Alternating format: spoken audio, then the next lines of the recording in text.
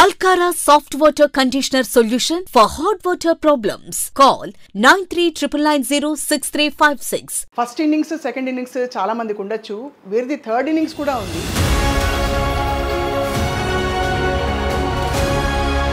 Character ఆర్టిస్ట్గా మారిన తర్వాత ఇన్ని సినిమాలు ఎవరూ చేసి ఉండరు, ఎస్పెషల్లీ ఫీమేల్ ఆర్టిస్టులు.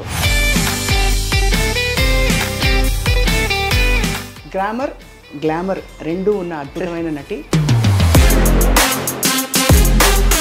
మీరు కొట్టొచ్చే విషయం ఏంటంటే మీ కాంప్లెక్షన్, రంగు. నేను కడుపులో ఉండగా మా అమ్మగారిని మా నాన్నగారు అక్కడ కర్నూలులో,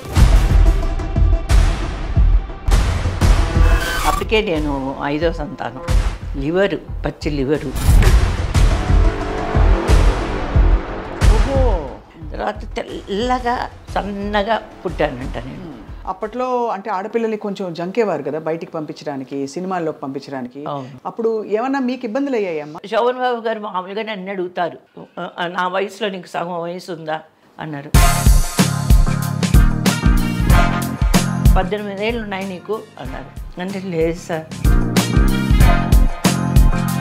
అదే మరి ఇంత తెల్లగా ఎలా ఉన్నావు అన్నారు. కడపలో తెల్లగా ఉండరా? నాకేం అర్థం కాలేదు. సావిత్రమ్మ గారు కొట్టాలి నన్ను. కొట్టినప్పుడు విజయ జాగ్రత్త, నాకు కోపం ఇచ్చి కొట్టానంటే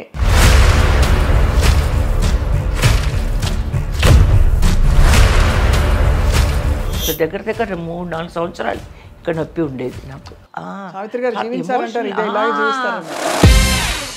శ్రీకృష్ణ సత్య ఆ సినిమా చేసేటప్పుడు మటుకు మా ఫ్యామిలీ మొత్తం చాలా సంతోషంగా ఉన్నాం. ఎందుకంటే రామారావు గారు కదా మాట్లాడారు, నువ్వు చిన్న పిల్లవి, బాగా తిన్నాక ఒళ్ళు పెద్దగా రాలేదు కానీ పొట్టమట్టుకు బాగా.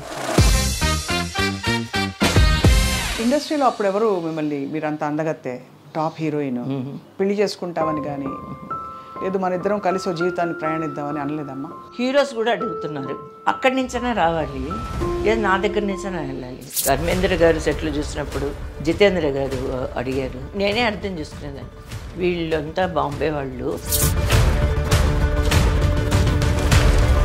కానీ జితేంద్ర గారు ధర్మేంద్ర గారు మిమ్మల్ని అంటే అడిగినప్పుడు సేఫ్గా అనిపించలేదా ఆ టైంలో? వాళ్ళు అప్పట్లోనే శంకు ఎందుకని పిలుస్తున్నారు, మనం వాళ్ళతో యాక్ట్ చేయడం లేదు కదా. నాకు తెలిసి అది కరెక్ట్ కాదు, లేదు కొనడం తప్ప. మీకు మీ వారి మీద క్రష్ అని అర్థమైపోయింది నాకు. ఒక గొప్ప సపోర్ట్ సిస్టమ్గా ఉన్నారు మీ వారు అంటారు. జన్మ జన్మలకి ఈడే నాకు భర్తగా ఉండాలి అని కోరుకుంటా ఈ రోజు వరకు. మా నాన్నగారికి మేము యాక్చువల్గా క్యాథలిక్స్, రోమన్ క్యాథలిక్స్. ఇంత ఇన్సైడ్ అవుట్ అందంగా ఉండాలంటే ఏం చేయాలో మా మహిళా ప్రేక్షకులకి. నేను ఒకసారి అపోలో హాస్పిటల్కి వెళ్ళి ఫేస్ లిఫ్టింగ్కి వెళ్ళాను. ఆయన అన్నారు, ఉங்கள் ఫేస్కి என்ன பண்ணணும் అన్నారు. సార్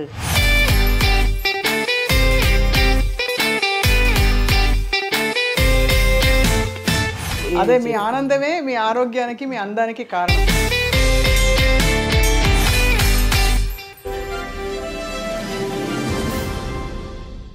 అందరికీ నమస్కారం. ఐ డ్రీమ్ సగర్వంగా సగౌరవంగా సమర్పిస్తోంది సిల్వర్ స్క్రీన్ లెజెండ్స్.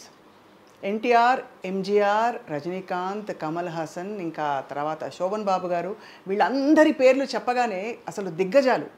ఇటువంటి దిగ్గజాల సరసన హీరోయిన్గా నటించి వారి ప్రయాణాన్ని మొదలుపెట్టారు.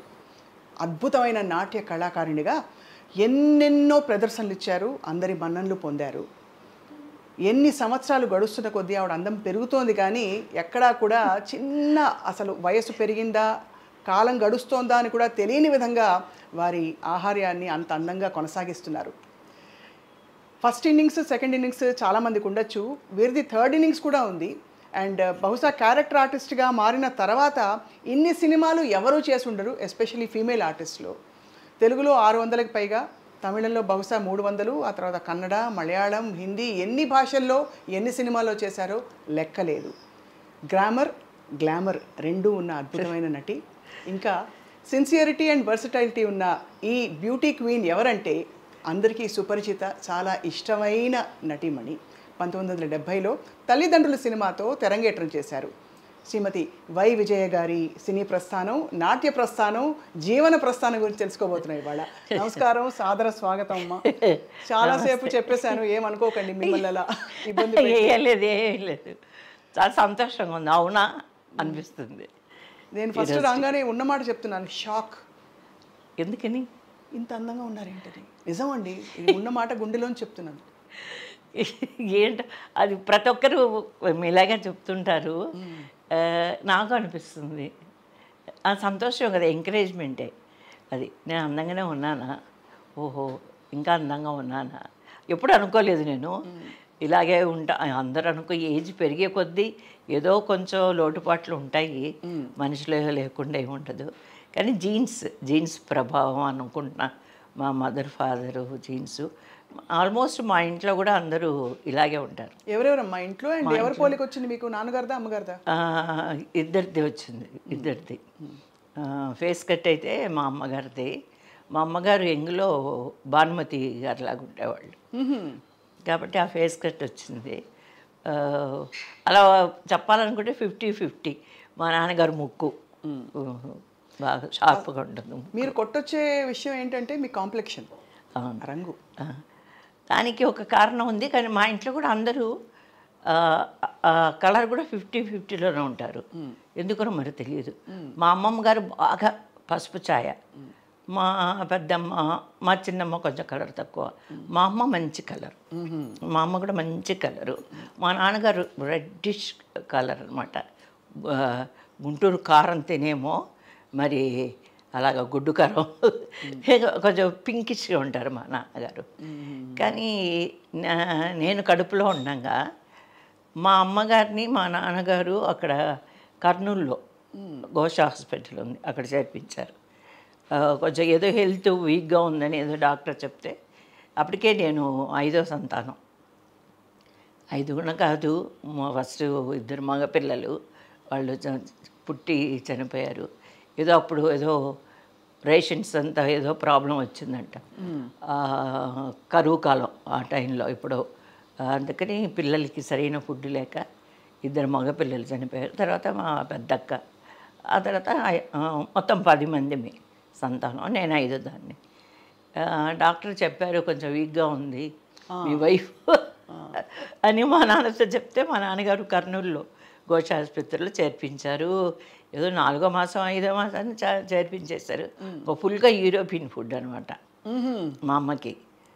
అంతా ఇంగ్లీష్ ఫుడ్డే, మన ఇండియన్ ఫుడ్ ఏది లేదు. ఏంటంటే జ్యూసు, తర్వాత బ్రెడ్ బటర్ జాము, తర్వాత నాన్ వెజ్, ఫుల్గా నాన్ వెజ్, అయితే సిస్టమేటిక్ ఫుడ్. ఐరన్ అప్పుడు ఐరన్ క్యాప్సూల్స్ ఇప్పుడు ఇస్తున్నారు, 7th మంత్ 6th మంత్లో బేబీ కోసం అని ఇస్తారు. అప్పుడు ఐరన్ క్యాప్సూల్స్ లేవంట, ఏదో ట్యూబ్స్ లాగా వచ్చేదంట, లోపల పచ్చిగా ఐరన్ ఉండేదంట. ఐరన్ అలా కొట్టేసి అలా తాగేసేదంట మా మదరు. ఐరన్ ఇది ఇప్పుడు క్యాప్సూల్ లాగా వస్తున్నాయి కదా, అలాగా లివరు, పచ్చి లివరు జ్యూస్ తీసి ఇచ్చేవాళ్ళంట. ఏదేదో చెప్పేది. తర్వాత తెల్లగా అలా సన్నగా పుట్టానంట నేను. అప్పుడు మా అమ్మకి బాగా డిస్కరేజ్ అయిపోయారంట.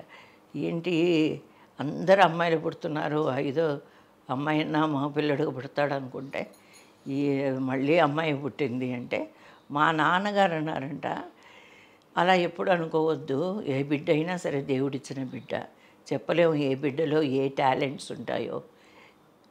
అలా మా నాన్నగారు ఎప్పుడూ అప్పుడే నేను పుట్టినప్పుడే అన్నారంట, ఈ బిడ్డ వల్ల మనకి ఎంత మంచి పేరు ప్రఖ్యాతులు వస్తాయో చెప్పలేం కదా, అలా అనొద్దు, డిస్కరేజ్ అవ్వద్దు అని చెప్పారంట.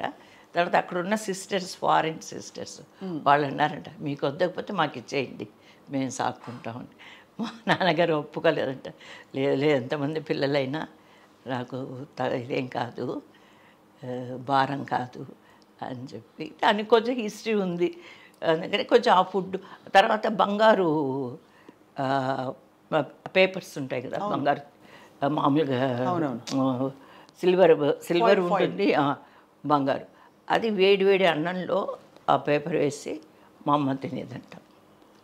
ఓహో, ఇవన్నీ కొన్ని కారణాలు ఒకవేళ ఉండొచ్చేమో.